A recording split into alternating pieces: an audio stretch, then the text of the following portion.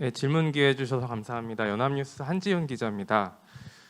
먼저 경제 안보라는 개념에 대해서 아직 생소해하시는 국민들께서 많으신 것 같습니다. 그래서 경제 안보, 미국과의 경제 안보 동맹을 통해서 한국 경제가 어떤 이득을 얻을 수 있는지, 좀 구체적으로는 국민 개개인이 어떤 효과를 몸으로 체험할 수 있는지에 대해서 좀 설명을 해주셨으면 좋겠습니다. 그리고 그 연장선에서 그 대통령께서 그 보편적 가치의 연대와 동맹, 공유를 굉장히 강조를 해오셨는데요.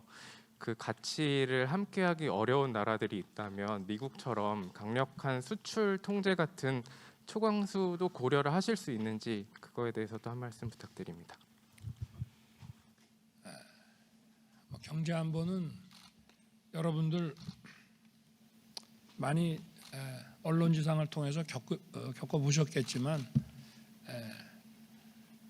이를테면 우리 국민들 생활이나 또는 중요한 그 산업 생산품을 만드는 데 필요한, 예를 들면 자동차를 만드는 데 들어가는 시스템 반도체라든지, 또 얼마 전에 우리가 요소수 사태도 겪었고, 이런 생활과 또 산업 생산에 필요한 그런 물자들의 이 공급망의 안정성을 보장하는 것이 국민의 그 생활과 또 경제에 직결되는 문제이기 때문에 이것을 국가 안보와 또 군사 안보와 동일한 선상에서 다뤄야 한다라는 이제 그런 것이고요.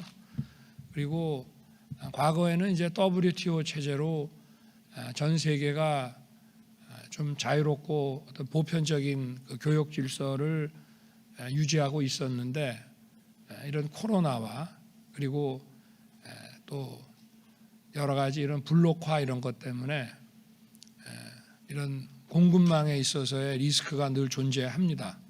그래서 이런 그 공급망을 안정화하고, 특히 한국과 미국은 민주주의와 인권이라고 하는 이런 가치를 공유하고 있는 국가이기 때문에 이런 국가들 사이에서 공급망의 안정적 관리를 위해서 이런 경제 그 안보 문제를 양국 대통령실의 그 NSC에 그 담당 그 부서를 지정을 해서 이 문제를 계속 논의하고, 또 서로가 어려운 일이 있을 때 도와주는 이런 그 경제안보 협력 그 기조를 만들어내기로 했습니다. 그리고 또 이제 금융시장 같은 경우에 외환시장에 어떤 충격이 온다든가 할 때 또 양국에서 서로 도울 수 있는 문제, 그리고 또 군사안보와 관계되면서도 경제와도 밀접한 관련이 있는 국방 그 산업의 그 수출 문제에 관해서도 양국이 상호 협의를 개시해 나가면서 이런 그 안보와 또 산업에도 함께 협력 기조를 만들어 나가기로 했습니다. 우리 이것은 이제 말뿐인 그 어떤 협력이 아니고 양국의 국민들, 양국의 기업들이 실제 체감할 수 있는 그런 어떤 행동하는 동맹으로서 발전시켜 나가기로 한 것입니다. 그리고 우리 한국, 미국과 같이 자유, 인권이라고 하는 민주주의라고 하는 보편 가치를 공유하지 않는 국가라 하더라도 세계 평화라는 차원에서 굳이 배제하는 것은 아니지만, 이런 보편적 가치라고 하는 이런 룰 속에 들어오기를 기대하면서 우선 가치를 공유하는 국가끼리 먼저 긴밀하게 유대관계를 구축해 나가기로 하는 것입니다. 다음은 미국 기자가 미국 대통령께 질문을 하시겠습니다. 손을 들어주시죠. Trevor Honeycutt.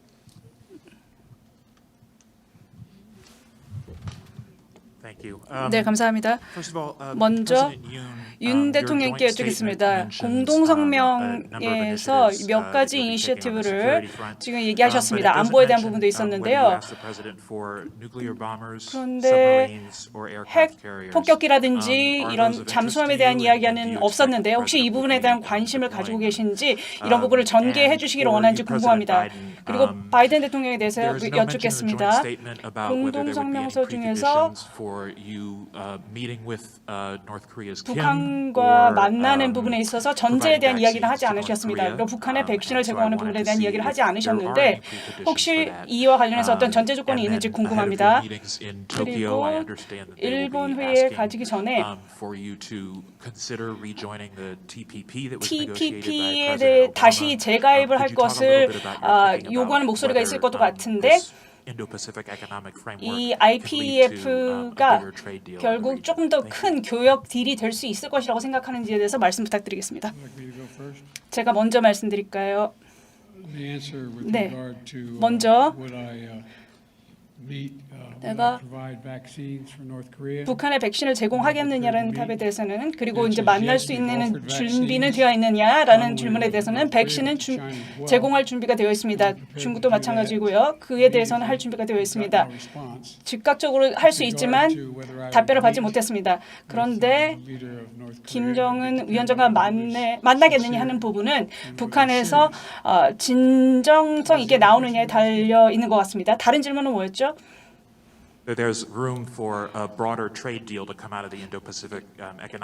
IPEF에서 좀 더 큰 교역 딜이 나올 수 있느냐, 그리고 이 CPP에 대해서 재가입을 할 수 있느냐라는 부분에 대해서 여쭤봤습니다.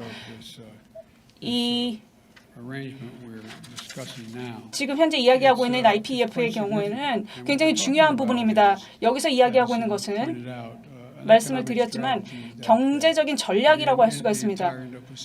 이것은 전체 인도태평양 지역에 대한 것이고요. 그리고 핵심적인 공급망이라든지 반도체뿐만이 아니라 굉장히 다양한 제품들을 아우르는 공급망을 이야기하고 있습니다. 그리고 반도체는 이미 이야기를 좀 드린 바가 있고요. 그 인프라라든지 그리고 또 근대적인 인프라를 제공을 하는 그런 캐파에 대해서도 이야기를 했습니다. 지금 여러 국가에서 이런 캐파를 가지고 있지 못하기 때문에요. 그리고 디지털 경제에 대한 부분도 들어있습니다. 사이버 보안 표준이라든지 하는 그런 부분들, 그 데이터 액세스에 대한 부분들, 그리고 이런 부분에 대해서 할 부분이 많다라는 이야기를 하고 있고요.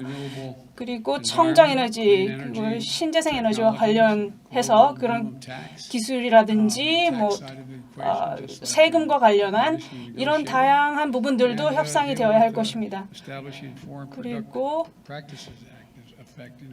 그리고 이제 국제적인 관행에 영향을 미칠 수 있는 이런 부분들까지도 이번 협정에 다 들어가 있다고 할 수 있습니다.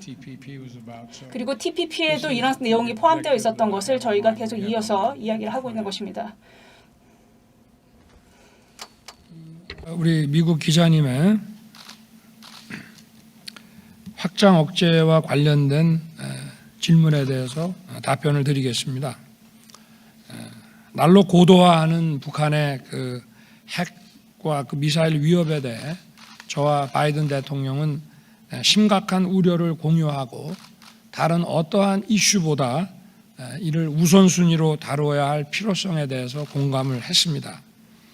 그리고 바이든 대통령님은 실효적인 확장 억제 공약을 다시 확인해 주셨고 구체적으로는 한미 그 연합 방위 태세의 핵심인 연합 훈련을 확대 강화하기 위한 협의를 개시하고 필요한 경우 미국의 전략 자산의 적시 파견을 조율하면서 추가 조치에 대해서도 지속적으로 확인해 나가기로 했습니다.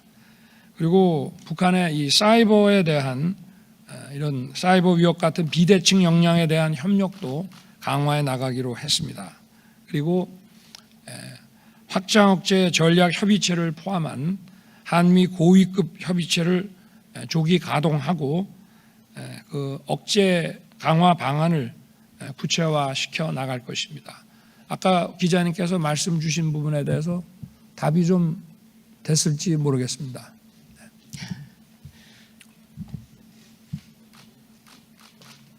예, 저기 지금 이제 한국 기자, 미국 기자 이렇게 번갈아 가면서 하고 있는데요. 네. 이번에는 다시 한국 기자의 질문을 한 분 더 받겠습니다. 근데 질문은 한 가지만 해주십시오. 예. 어느 분? 예.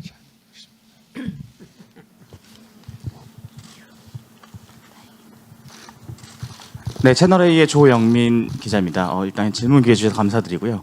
앞서 좀 질문이 나오긴 했는데 좀 더 구체적으로 이제 정상회담이 있기 전 대통령실에서는 이제 고도화되는 북핵 위협에 대응하기 위해서 이 확장 억제와 관련한 실효적인 또 그 확장 억제를 강화를 위한 액션 플랜을 보여주겠다 이번 회담에서 이렇게 말씀을 하셨던 걸로 제가 기억을 하고 있거든요. 조금 더 말씀하신 거에 보충해서 구체적으로 이 액션 플랜으로서 어떤 논의가 오늘 있었고 또 어떤 협의가 있었고 두 분이 그 협의라는 과정에서 생각은 많이 일치하셨는지 설명을 조금 더 부탁드리겠습니다.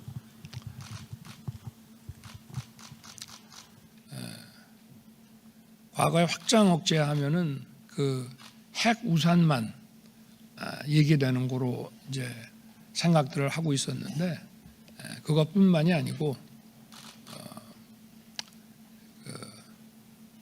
다양한 아까 우리 미국 기자분께서 질문하신 이런 전투기라든지 미사일을 포함한 이런 다양한 전략 자산의 적시의 전개에 관해서도 저희가 논의를 했고 앞으로도 이런 그 양국 NSC 간에 좀 구체적인 그 협의를 계속 해 나가기로 했습니다.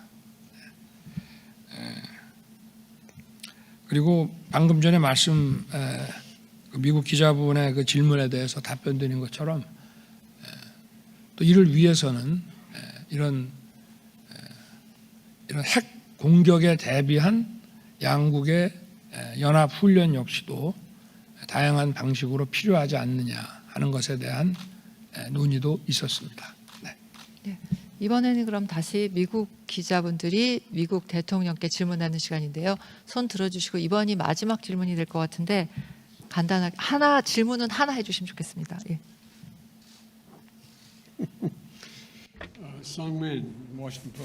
워싱턴 포스트 쌍민 기자님 질문해 주시기 바랍니다. 감사합니다. 지금 여기에서는 한미 간의 경제 협력을 증진하기 위해서 여기 왔습니다. 그런데 이런 양자 회담 말고 여러 가지 최근에 여러 가지 관계가 악화된 부분이 있습니다. 여기서 이러한 다른 논쟁 문제들을 해결하기 위해서 어떤 역할을 담당하고자 하십니까? 일단 질문을 하나만 하실 수가 있습니다. 네, 제가 지금 윤 대통령을 좀 보호하기 위해서 얘기를 하는데요. 제 답은 이렇습니다. 우리는 지금 일반적인 의미로 여러 가지에 대해서 논의를 했습니다. 우리가 여기에서 이제 그다음에는 일본으로 순방을 가게 될 텐데요. 거기서도 비슷한 것을 논의할 것입니다. 여기서 중요한 것은 굉장히 가까운 한미일 간의 삼각 간의 경제 관계를 가지고 있고 군사적인 관계도 맺고 있다라는 것입니다. 그래서 이러한 우리가 무슨 무역 장벽이라든지 이런 갈등을 풀어나갈 방법이 있다라는 것입니다. 이것은 저의 전임자 기간에 이러한 문제가 있었는데 현재 이런 부분을 제가 잘 보고 있습니다. 그거 외에도 이미 제가 많은 시간을 이러한 관계 문제에 있어서 해결하기 위해서 노력을 했다는 걸 알고 있습니다. 사실 많은 것이 변화를 했습니다. 일단 민주주의, 태평양 지역에서의 민주주의는 그 어느 때보다 긴밀한 공조를 요구를 한다는 것입니다. 군사적인 측면뿐만이 아니라 경제적인 측면에서의 긴밀한 공조가 요구가 되고 있습니다. 그래서 윤 대통령과 함께 우리가 이것을 미국과 일본과 한국뿐만이 아니라 이것을 좀 더 영내의 다른 태평양의 다른 남도서라든지 인도 태평양 지역으로 확대시켜 나가야 된다라고 얘기를 했습니다. 그렇기 때문에 이것은 우리한테 제가 지금까지 100번도 더 이런 얘기를 해서 죄송하지만요. 우리가 여기서 역사를 만들어야 된다. 이게 역사적으로 보면 지금 우리가 굉장히 빠른 변화를 목도하고 있다라는 것입니다. 그래서 민주주의랑 독재주의 간의 경쟁이 일어나고 있습니다. 그런데 이것은 굉장히 안타까운 일이지만 여기뿐만 아니라 다른 데서도 이런 경쟁이 일어났다라는 것이 사실로 입증이 되고 있습니다. 그렇기 때문에 이것은 지역 문제가 아니라 글로벌 문제가 되고 있다라는 것입니다. 그렇기 때문에 글로벌적인 대응이 필요하다라는 것입니다. 그러기 위해서는 우리가 동맹에 의존을 할 수밖에 없다라는 것입니다. 예를 들면 한국, 일본이 바로 지금 현재 우크라이나에 지지를 보여주고 성원을 보내주고 있습니다. 이것을 이러한 광범위한 지지가 있다라는 것이죠. 이런 모든 것들이 바로 우리가 민주주의를 지속 가능한 것으로 증진할 수 있느냐를 결정짓게 되는 것이죠. 그래서 윤 대통령과 나는 우리가 이런 데 있어서 굉장히 중요한 역할을 담당할 수 있다라는 얘기를 했습니다. 감사합니다. 예, 이상으로 공동 기자회견을 추가 질문. Your cabinet nominees are overwhelmingly male. 지금 내각은 굉장히 거의 대부분이 남자분만 있습니다. 여자분보다는 남자분이 많은데요. 지금 대선 기간 동안 윤 대통령께서는 이러한 남녀 평등을 이루기 위해서 노력하겠다라고 했는데요. 한국과 같은 데서 이러한 여성의 대표성을 증진시키기 위해서 어떤 일을 할 수 있을 거라고 생각을 하십니까? 이런 남성, 여성의 평등을 이루기 위해서 어떤 일을 하시려고 계획을 하고 계십니까? 지금 이 공직 사회에서 지금 예를 들면 내각의 장관 그러면은 그 직전 위치까지 여성이 많이 올라오지를 못했습니다. 아마 이게 우리가 한 각 직역에서 그 여성의 공정한 기회가 더 적극적으로 보장되기 시작한 지가 오래되지 않았기 때문에 그래서 이러한 기회를 더 적극적으로 보장할 생각입니다. 네. 이상으로 공동 기자회견을 마치겠습니다. 양국 대통령께서 먼저 이동을 하시겠습니다. 예. 예. 다음 일정들이 많으시기 때문에 오늘 기자회견은 여기서 마치는 걸로 하겠습니다.